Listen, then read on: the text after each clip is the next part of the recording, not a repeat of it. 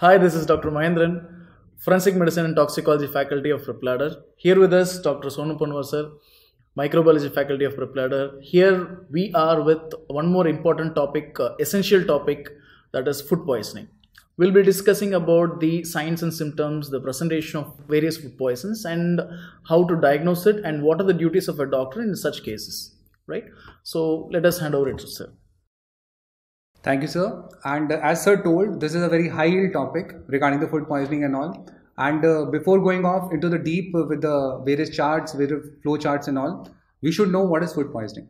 Okay. So first of all, what is food poisoning? Food poisoning refers to an illness acquired through consumption of food or drink, obviously that is contaminated, either with the microorganisms or their toxins. So this is what is the definition of food poisoning. Illness acquired through consumption of food or drink which is contaminated either with the microorganisms or their toxins. Sir, is there any difference in incubation period when a person is taking microorganism as such or the toxin as such? Is there any difference in the incubation period? Yeah, there is, and this is what I is going to tell with this particular table. Yes. Okay. So in this particular table, as you can see that from 1 to 6 hours, this particular two organisms, like one is Staph aureus and Bacillus cereus, these are the important ones which associates with this incubation period, because this is itself a question, frequently asked question, okay, regarding this 1 to 6 hours, that which organisms are there in that. So two names you need to remember. One is Staph aureus and another one is Bacillus cereus. Yes. And this Bacillus cereus one is which one? That is the emetic one.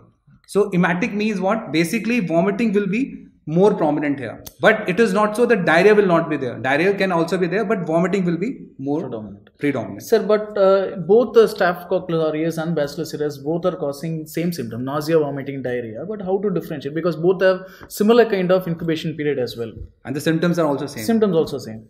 So this is a very relevant question you have asked. So in that, what you need to remember is you should ask for the food source, that what they have eaten up before this particular thing happening. So that will help up to differentiate up. Like in the Staph aureus, it is regarding this ham, that's pork and all, poultry, potato salad, egg salad, and mayonnaise and pastries. Okay, so basically contaminated meat and milk mostly, but yes, regarding the potato also. Okay. And this is regarding the characteristic history of Chinese fried rice. Okay, and that too from Gautam Nagar and all. Okay, which one? Like a reheated one, reheated Chinese fried rice. Again and again, like it is being reheated. Now you will say, sir, it is reheated, but still it is not going off this toxin and all, because this is a heat stable toxin. Heat stable. So Staph aureus and Bacillus cereus one, both they are having what? Heat stable one. Yes. Okay, this is also having heat stable. This is also having heat stable. If it is formed once, obviously it's a preformed toxin. Yes. If it is formed once, then you have to throw the food. Yes. You can't have it. Okay. Now the another one regarding the incubation period is regarding this 8 to 16 hours, and in this, again, two organisms important. One is Clostridium perfringens, which is also termed as Clostridium vulci, and Bacillus cereus. Again, it have come, but this one is the diarrheal strain. Okay, this one is the diarrheal strain, and the symptoms of both, they are same: abdominal cramps along with diarrhea. Okay, vomiting can also happen, so they can confuse you by giving up all the features, vomiting and all. Don't try to look out for emetic and diarrhea. The emetic will have only vomiting, or diarrhea will only diarrhea. They can have both, vomiting and diarrhea. So that is also there. And regarding the food source and all, so this is beef, poultry, legumes and gravies for Clostridium perfringens. And regarding this, meat, vegetables, dried beans and cereals. So that is there. And mixed stuff can also be there. Okay. So this is regarding the 8 to 16 hours.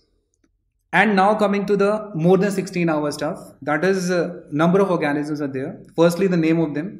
One is Vibrio cholerae, Enterotoxigenic E. coli, Enterohemorrhagic E. coli, Salmonella species, Campylobacter jejuni, Shigella, Vibrio parahemolyticus. These are the various ones which are having more than 16 hours. Okay. In fact, you can put Clostridium botulinum also in this particular category. It is also having more than 16 hours, this particular one. Okay. So let's talk about more than 16 hours regarding the Vibrio cholerae first. So everybody knows that it is having what? Watery diarrhea stuff. Okay.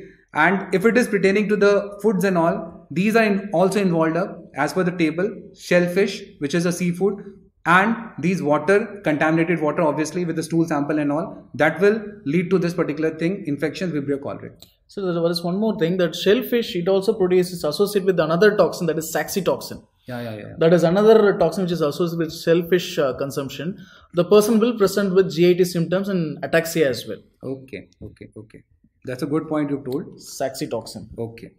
Then the next one, as you know, guys, enterotoxinic E. coli. That is a most common causal agent of what? Traveler's diarrhea. Okay. So those particular foreigners which comes to India from America and from UK and all, they tend to develop this watery diarrhea by having our pure water also. Okay. So that can tell that how much pure water we have. Okay, and that is also like told to be a reason that why COVID-19 is not causing so much of deaths in India. Yes. Okay, we have more immunity. Yeah, exactly. All sorts of antibodies we have by having these contaminated water and all that stuff. Okay, so enterotoxin E. coli with salads, cheese, meat, water, these are there, and this is the most common cause of traveler's diarrhea. How to remember that? T for T. Okay, then enterohemorrhagic E. coli. This leads to this bloody diarrhea stuff. And as you know that this is the most common serogroup O157H7 which associates with this, and these are the organisms, enterohemorrhagic E. coli, these are the stuffs which after eating up can have this infection, enterohemorrhagic E. coli 1. This ground beef, that is a minced beef, salami, that is pork, raw milk, raw vegetables, and apple juice. And how to like remember this? Like apple juice looks like what? Like a red color one. Okay, so red color one. So this is this serogroup is also being asked, guys. O157H7. Okay, and hemorrhagic, obviously the name hemorrhagic, it means like it's bloody. Obviously, and from this apple juice also. Okay, you can remember this. And sir have rightly told that hemorrhage stuff is there. So this is bloody stuff. Okay, another important E. coli stuff it is enterohemorrhagic one. Fine. And a lot of questions are there like which type of toxin is released. Okay, so you know that there is a virotoxin which is there, VT1, VT2. Okay. And those are responsible for the features of this enterohemorrhagic E. coli. And the mechanism of this enterotoxinic and enterohemorrhagic is like they increase up that cyclic AMP, cyclic GMP, all that stuff. Okay. Regarding the Salmonella and Shigella or Campylobacter jejuni, so these are like sort of an inflammatory form of diarrhea or dysentery. Okay. So what is the meaning of this inflammatory form of diarrhea? So basically there is an inflammation, and because there's inflammation, like these all features they come in that. The Salmonella species, it is inflammatory diarrhea, and this particular food material which is concerned with them is what? The beef, the poultry, the eggs, and the dairy products. And remember this is not Salmonella typhi. This is non-Salmonella typhi. Which one? Salmonella typhimurium, Salmonella enteritis, all those stuffs. So they are termed as what? Non-Salmonella typhi. They are concerned with causing up this inflammatory diarrhea. Even the Salmonella typhi also does it, but that is not having these type of histories, like having these and all. So this is mainly regarding the non-Salmonella typhi stuff. Beef, poultry, eggs, and dairy products. Fine. What is the difference between this petothriazine watery diarrhea and inflammatory diarrhea? So this is obviously good question. This is obviously due to what? The toxin and all. Toxin. And this particular one is having the inflammation. So and the stools would be mucoid. Yeah. Yes. In fact, the important point in the lab diagnosis of it, which we'll discuss later, is like in this inflammatory form, you have to look out for the fecal leukocytes. Okay, that is very characteristic in that. Whereas this is due to the toxin, so you have to go for toxin demonstration and all other features. Yes. Okay. So Campylobacter jejuni, another favorite question of examiner, which is a gullwing shaped bacteria. Okay, it also associates with inflammatory diarrhea. Okay, and they will give a history of poultry or raw milk and all. And important regarding Campylobacter jejuni is that it also associates GBS. GBS, okay. Guillain-Barré syndrome. This particular one associates one, and frequently asked question this is. Okay, for this particular one. And along with that, I've just told you another hint, fecal leukocytes. That will also come in that. Regarding the Shigella, you know this is the most common cause of this dysentery, and worldwide it is Shigella soni, and in India it is Shigella flexneri, which causes this particular dysentery-like episodes. That is a bloody diarrhea. Okay, and this food stuff is potato, egg salad, lettuce, that sandwich and all, and raw vegetables. Okay, so that is regarding the Shigella. Vibrio parahemolyticus, this also presents up with the dysenteric episodes and all, and the seafoods are involved with this, that is the mollusk and crustaceans. And this Vibrio parahemolyticus is a sort of a halophilic Vibrio. Okay, it needs a high amount of salt to survive. So Vibrio parahemolyticus is a halophilic one, associated with seafood poisoning, another frequently asked question. And it is having characteristically 16 to 24 hours of incubation period. Okay, and mollusk and crustaceans are involved in this, and this particular one is a halophilic stuff. So this is the table, guys, out of which definitely one or two questions are there, and these all points will be asked in some scenario form or some other form, that this particular fellow have eaten up this, landed up with this. So this type of questions will come in the integration fashion. Okay, regarding the incubation period, they can ask regarding the symptoms and all. Okay, and the sir have rightly asked up that how to differentiate, sir, watery diarrhea from this inflammatory one. So you have to look out for those fecal leukocytes.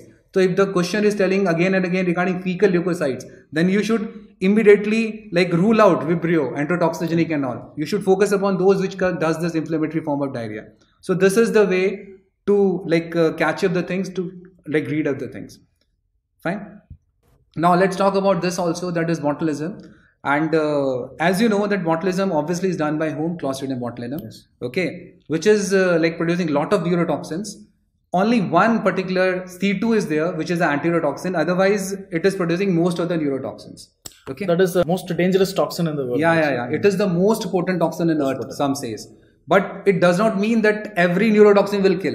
Okay. But some are there which definitely kills, and it is found to be the most potent toxin on earth. That is the botulinum toxin. Okay. And out of which that Clostridium botulinum, A, B and E, these serotypes of it, they cause most of the infections. And as you know that it is having a food-borne botulism, that is canned food poisoning. Okay, the infant also develops this infant botulism due to the honey and all, and wound botulism is also there. Okay, so this is the mechanism, guys, by which this manifestation of botulism they come. That is due to the decreased acetylcholine. Remember this particular point. This was asked in the exam. There is a decrease in the acetylcholine. Okay, and because of decreased acetylcholine in the cranial nerves and the parasympathetic nerve terminals, all the features they come.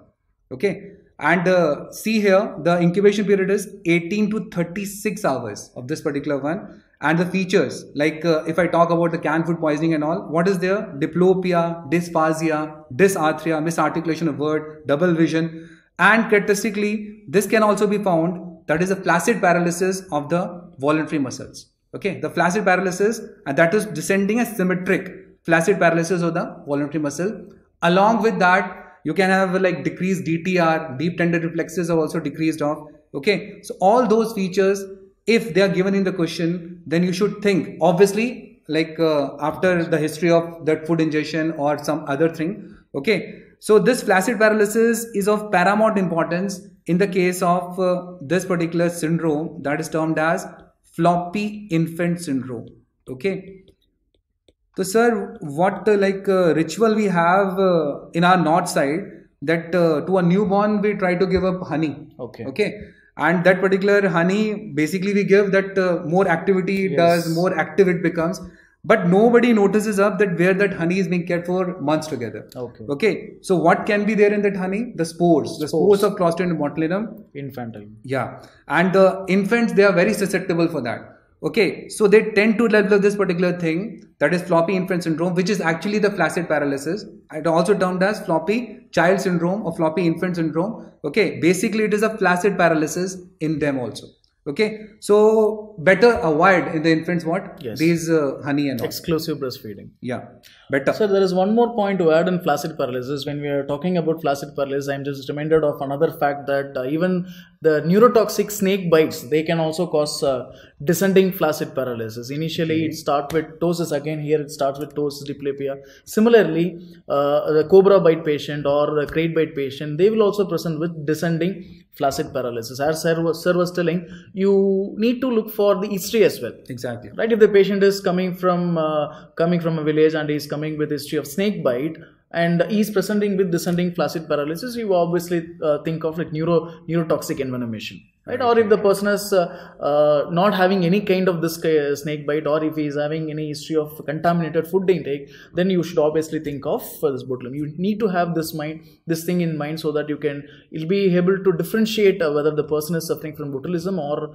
neurotoxic envenomation, because the treatment will obviously vary in these two situations. So this tells the importance of taking history, sir. Definitely, sir. Definitely. Detailed history taking is highly important. Now the sir will tell regarding the other very important toxins which are very high yield and frequently asked. And for that, I pass on to the baton to the sir. Thank you, sir. So let us start with one more important food, that is Lathyrus sativus. You must be knowing that it is called Kesari dal, it is called Indian pea or grass pea. There are various names for it. Consumption of this particular seed, right, it causes one important condition that is called lethyrism. Lethyrism, because this particular seed will be having one important toxin, that is beta oxalyl aminoalanine. Right? This particular toxin is highly accumulated in the seeds. But you see, every part of the plant is having this toxin, but particularly in the seed, this is concentrated. When a person is having this Kesari dal for more than 6 months, when the total intake is more 30% of the total diet, and he is having it for a period of 6 months, the person will be suffering from this kind of symptom, that is lethyrism. One of the most clinching feature of this particular condition is spastic paraplegia. So we were talking about flaccid paralysis so far. Now this is the person wherein the person present with spastic paralysis. You have different stages here. Like initially the person will be the condition latent wherein the person looks apparently normal. You don't find any kind of spasticity unless the person is exposed to physical stress. When a person is exposed to physical stress, then you can see some amount of this condition. Then the person will have no stick phase, though the person is having difficulty in walking, short, shuffling gait, the person will be able to manage, no stick. Later, the person will move on to one stick stage where he is unable to bear himself. He is not able to support himself. To have the support, he will be having one particular stick, that is called one stick stage. Eventually, the condition progresses wherein the person will have two stick stage, wherein because of excessive bending of the knees, he is not able to balance himself. So he is using two sticks, and finally he will land up with clawless stage wherein he is not able to carry himself. Okay, so these are the different stages which we get in lethyrism. Well, coming to the treatment options, you can see like we don't have any specific antidote for this. Most of the muscle spasticity, it is irreversible. They say like if you give vitamin C prophylaxis for 500 milligram, 300 milligram to 1000 milligram, that is 1 gram per day for a week, they say that it tends to reverse the early feature. Apart from that, we don't have any specific antidote. We just have to give supportive measures. There is another important condition that is due to this particular plant. This is nothing but Argemona mexicana. Argemone mexicana. This is also called as prickly poppy. Okay, Mexicana poppy. And it is also called as Pila datura. Datura pila is yellow color, no? This has got yellow color flower, so this is called as Pila datura. It produces what is called as epidemic dropsy. The reason is you can see the seeds. On the left side, you can see black mustard seed. On the right side, you can see argemone seed. Both will look alike, very similar to that. Yeah. So sometimes there is deliberate adulteration. Okay. For they will mix this argemone seed onto the mustard seed, or sometimes this accidentally it is mixed with this mustard seed. But the problem is this argemone seed, it contains two important toxins, that is sanguinarin and dihydrosanguinarin. These are the two important things which are responsible for this epidemic dropsy. Okay. And what is the toxicity? Though it affects many of the organs, the primary site of damage is blood vessel, wherein it causes capillary damage. When it causes capillary damage, it increases leakage. So more and more fluid will be moving into the ECF, and there will be leakage of plasma proteins as well. It results in edema. But the problem is more vascular leakage, more fluid moving out of the vascular system. There is hypoperfusion, hypovolemia, hypoperfusion of kidneys. It results in stimulation of renin-angiotensin mechanism. Okay, renin-angiotensin aldosterone mechanism, which in turn will stimulate sodium retention and water retention. You know very well, it is a vicious cycle. Again, it will lead to exaggeration of edema. Finally, the person will land up in anasarca. Okay. And the person will obviously have pulmonary edema, congestive cardiac failure. So these are the symptoms the person can present with. So you can see the edematous condition in the legs. Treatment option, we don't have nothing much. We just have to prevent it. You need to remove the oil from the diet, and obviously you can give some antidote, vitamin C or vitamin E for supportive measures. Moving on to poisonous mushrooms. See, you have numerous species of mushrooms. Less than 5% of mushroom species are toxic. Okay, but the point is how to differentiate whether it is toxic, poisonous one and non-poisonous, edible and non-edible. If you're talking about poisonous mushrooms, so you have a big classification. It has got cyclopeptides, gyrometrins, coprins, muscarine, ibotenic acid, psilocybin, all these are there. We will just focus on the high yield thing, the most important thing, that is cyclopeptide containing mushroom. The most important species which you have to know is Amanita phalloides. This is very important. Sir, even this is the Amanita phalloides, where they commonly call it death cap. Okay. It's called death cap because owing to the potency of the toxicity of the mushroom. Okay. Right. But here, even if you take 2 to 3 mushrooms, it is fatal. Okay. And the problem is, even if you cook it, the toxin will not be removed. Okay. Even in cooked, it is heat stable. Even in cooked food, the toxins will be there. So it is dangerous. What are the toxins you can see? Amatoxin, phallotoxin, virotoxin. But of all these toxins, this is highly toxic. Amatoxin is very potent. It is fatal as well. From the name only we can... Yes, amatoxin. Amanita phalloides and amatoxin. You can easily remember that. And what are the clinical features? The patient will develop into 3 series of features. Initially, the person will have gastroenteritic feature. Then he will move on to remission for a day. Then the 3rd or 4th day, the person will eventually land up in hepatic or renal failure. We'll discuss about that. See, gastroenteritic, as the name implies, that the person will be having gastroenteritis. Yeah. So obviously, you know, what is the complication? The person will present with hypovolemia, or he can present with electrolyte imbalance. This sometimes will be fatal for kids. If the children is there and the person is suffering, kids are suffering from this mushroom toxicity, this kind of severe dehydration, electrolyte imbalance can be fatal. We need to be very careful. The 3rd phase, I told you 2nd phase is remission. The 3rd phase, hepatic failure, the patient will present with increased ALT and ALT. Because of this hepatic injury, the patient will present with increased ALT and AST. Sometimes you can as well see increased bilirubin, okay, which will result in jaundice. The patient will be presenting with jaundice. So this is happening in phase 3? Yes, phase 3. Okay. And the person will be having hypoglycemia. They say that hypoglycemia is one of the severe, the factor which reflects the severity of the disease, that is glucose. And obviously you will have coagulopathy, that is increased INR will be there, prothrombin time will be there. The person will be presenting you with bleeding, spontaneous bleeding will be there. So you need to be handling that case. And renal failure can present early or late. Early, the renal failure is due to the complication of hypoperfusion. We were discussing that the person will go into hypoperfusion, so that can result in renal failure, or else due to the hepatic encephalopathy or hepatic failure, due to the part of hepatorenal syndrome, again the patient can end up in renal failure. So what are the things to monitor? First of all, you need to monitor whether the person is having dehydration or not. Then you need to monitor electrolytes, because he is prone for severe electrolyte disturbances. So you need to monitor electrolytes. You need to monitor glucose. I told you hypoglycemia is one of the severe factor, and you should obviously look for this coagulopathy profiles. Okay, all these things you have to monitor. When you are monitoring, obviously you can correct it. Whenever there is dehydration, you can give IV fluids, rehydrate the person, correct the electrolytes. You can give electrolytes, correct the glucose, you can give dextrose solution. And if the person is having this increased coagulopathy, you can give fresh frozen plasma to correct it. These are the supportive measures, highly important for initial management.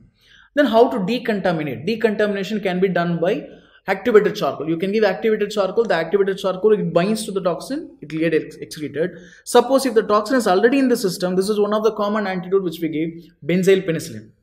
This penicillin, like they say that it increases, or we can say it displaces the amatoxin from the plasma binding proteins. What happens is, normally the amatoxin will be binding to the plasma protein binding sites. So what this penicillin will do is, this penicillin will displace it from the site, so that the amatoxin will be excreted in the system. That right? most potent one, no? Yeah. And if the person is suffering from hepatic failure, renal failure, obviously you have to take care of, supportive measures have to be done for that. Coming to other mushroom toxins, like we have something called aflatoxin. Aflatoxin, it is produced by fungus only. and we have something called ergot toxicosis. That is also another condition which is highly important for examinations. Aflatoxins, like it is produced by. Sir, this is Aspergillus flavus. Yes, that yes, is the most important one which does this aflatoxin production. Yes. And regarding that ergotoxicosis one, if you go for that is the Clavicis purpurea seeds. Yes. They contaminate the edibles. Yes. Particularly when you store this wheat, rice, and all.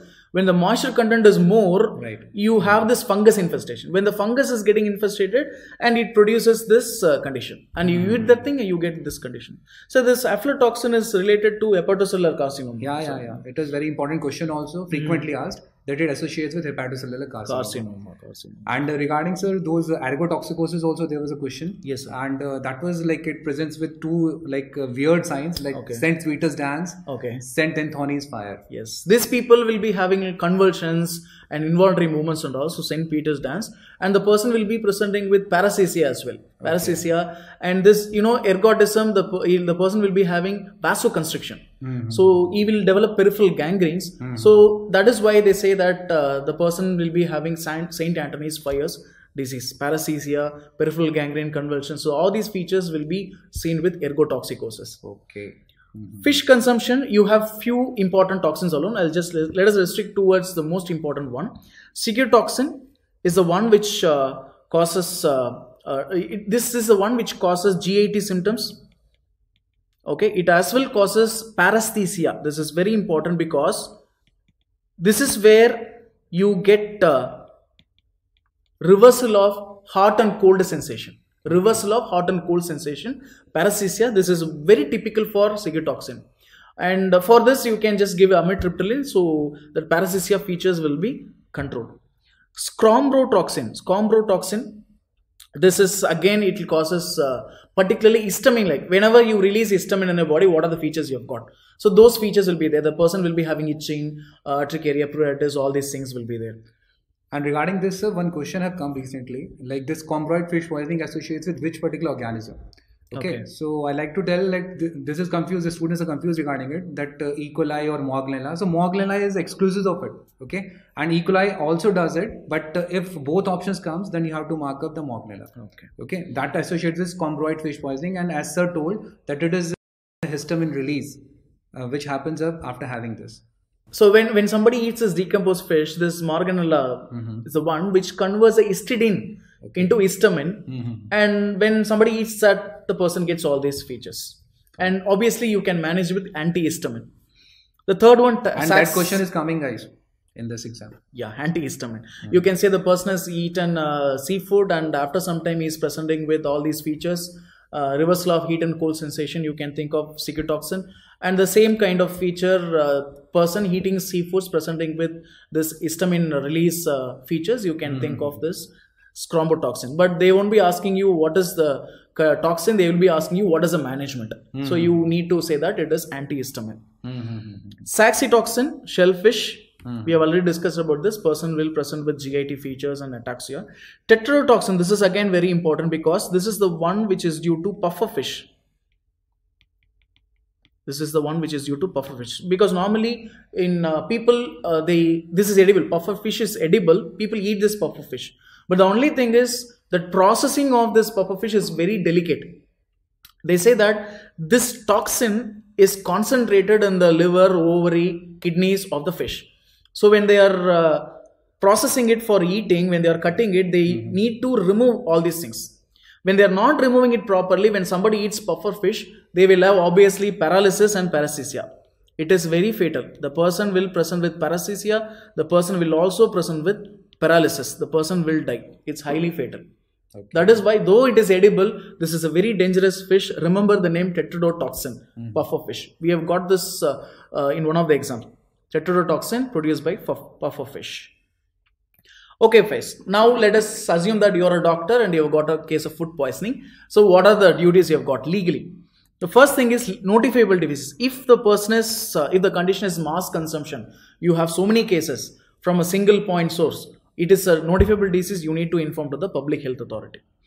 Preservation of item. This is very important both from the diagnostic point and for the forensic point. If you're talking about medico-legal point, the samples which you collect, let us say that is a vomitus, or it is foot sample, or it is stool sample, everything is an evidence for you. You can send it for forensic science lab, you can find out what it is. Suppose if it is homicidal poison, imagine that it's homicidal poison. Okay, this is a very important evidence to corroborate the finding. Okay, as I told you, this is suppose if you're not preserving this item knowingly or unknowingly, if you're losing the evidence, if it leads to disappearance of evidence, which is again legally punishable, the person can be punished with 201 IPC. Okay, destruction of evidence, causing disappearance of evidence, it is punishable with 201 IPC. So this is from the medical legal point of view. Sir, anything you want to add from the diagnostic point of view? Yeah. In that, I like to add up that mostly the samples will be what, sir? That vomitus, stool sample, or that particular food material. Okay. So what, as per the microbiology, what we can do we can demonstrate that particular toxin in them. Okay, by various methods nowadays, like PCR is one of them, ELISA is one of them, by which you can do that.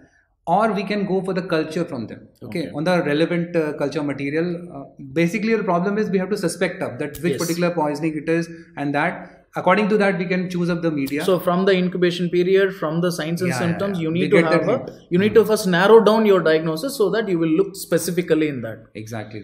Or we can do the direct viable counts also, like we can just put it on the culture plate and we can look out for the organism, if at all we could able to identify. Otherwise, history is of paramount importance. Okay, in that particular one. So we have few more relevant sections of IPC here.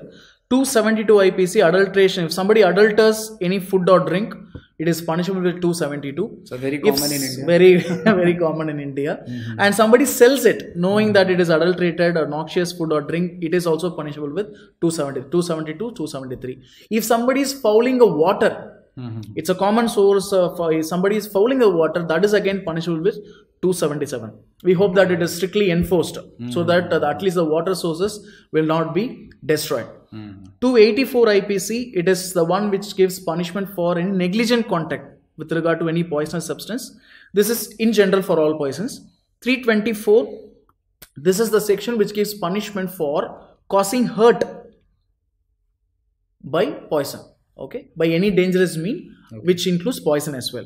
326 IPC, voluntary causing grievous hurt, it is giving punishment for causing grievous hurt by giving poison. This is 326. So these are the relevant sections which you need to know.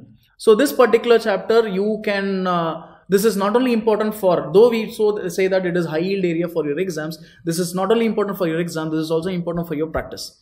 Okay, so this is, food poisoning is one of the very common case which you will come across in your general practice in OP. So you need to know what are your duties towards the patient and towards medical legal aspect. As sir have told beautifully regarding the various IPCs and all, so it's a very important aspect of any of the doctors who's working in the emergency or anywhere. You should know that what all it means. It's not only about the food poisoning questions only, so this is having a legal aspect also. So that's why it is of paramount importance, this particular video, which is very high yield, and if you go properly in a sequence and in a particular time, you will have the maximum yield for your questions. Okay, in the coming exam also, and this is the way you should go for the next exam also. Okay, so that integration, your legal aspect, you should know what all legal aspects are there and which all things you need to focus upon. So all this you need to remember, because that will help you in the future as a doctor also, and this will give you a particular like timeline in which particular phases you have to go for what, and what is the history in that now what we have concluded from this is like it is history taking is a paramount important. Okay, you should know that what you have like treating up. So that is what is, because in the MBBS, whenever somebody tells us to take history and all, how serious we are in taking history. Yes. Nobody. Yes. Okay, so this is the importance of taking history and all, that to differentiate the various conditions and all, and to treat them accordingly, and obviously knowing the legal aspects also. So normally we used to say by the end of history taking, we need to have provisional diagnosis. Yeah, exactly. This provisional diagnosis can be confirmed by your physical examination. That is what teachers usually say. But sir, I remember that this is the most boring thing to ask for the history and all. We directly go and what happened and all. Like that we used to do. Mm-hmm. So with this, we come to the end of this particular video. Very best of luck from me. All the very best. Thank you.